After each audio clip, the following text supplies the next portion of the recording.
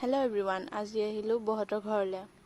আজি কাকাই ভাতৰ দাৱত দিলে, সেইবাবে লৰালৰিকৈ গুচি আহিলোঁ।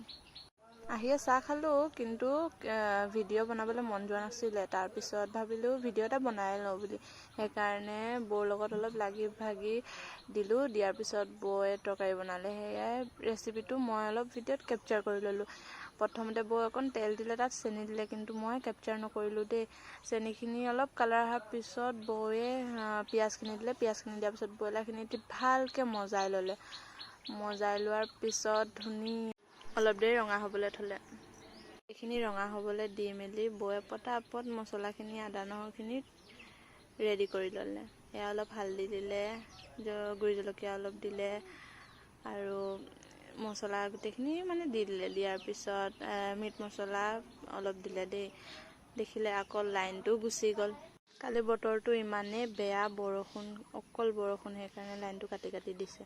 তাৰপিছত বৌয়ে মছলাখিনি দিওঁতে মই কেপচাৰ কৰিব পাহৰি থাকিলোঁ।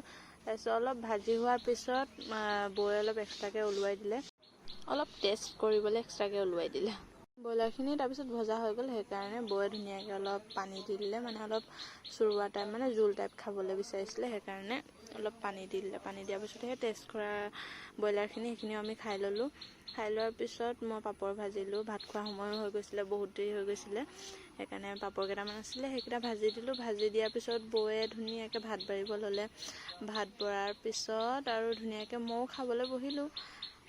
আমাৰ আকৌ নিমখ কম হৈ গ'ল, সেইকাৰণে আকৌ ক'লে, যোৱা নিমখখিনি লৈ আহিবা বোলে, ভাত তৰকাৰী বনাব নাজানা, ভাত বনাব নাজানা, সেনেকৈ কৈছে। তাৰপিছত এওঁ অলপ শুই আছিলে, তেওঁক অলপ ভৰিটো টিপিকি দিলোঁ। তাৰপিছত আমি গোটেইকেইটাই লুডু খেলিলোঁ। লুডু খেলাৰ পিছত আজি ইমানেই সামৰণি দিয়ে। ভিডিঅ'টো যদি ভাল লাগিলে লাইক কমেণ্ট শ্বেয়াৰ কৰি দিব, আৰু আপোনালোকে মোক